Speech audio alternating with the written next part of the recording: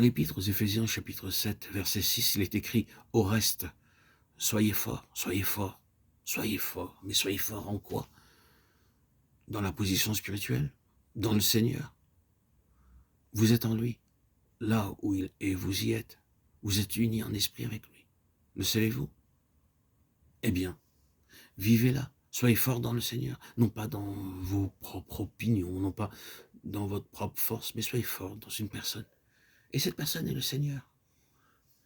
Et Christ seul pour votre centre, pour votre vie, pour votre force et pour votre puissance. C'est dans le Seigneur. Le Seigneur fort et puissant dans les combats. Psaume 14, 8. Pas en nous-mêmes, pas dans nos circonstances, pas dans l'endroit où nous sommes, pas dans nos plans. Ne soyons forts en aucune chose, sauf dans le Seigneur. Il faut nous arrêter ici et reprendre pas à pas le chemin du croyant jusqu'à cette position de victoire.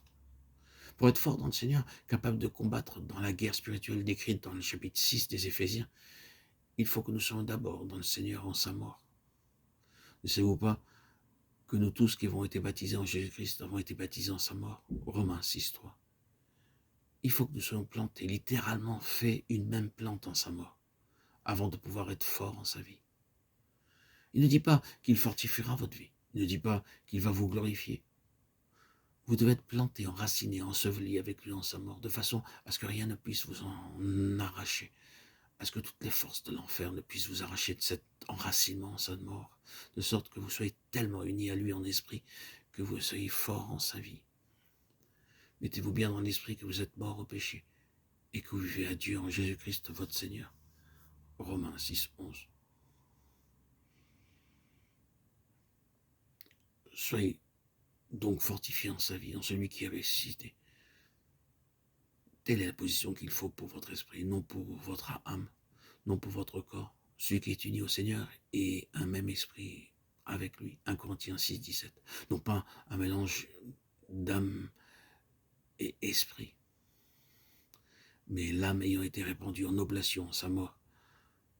Quand nous avons été plantés en cette mort, l'esprit est libéré et uni à lui, qui est le conquérant et le vainqueur, assis au-dessus de toute principauté et de toute puissance dans les lieux célestes.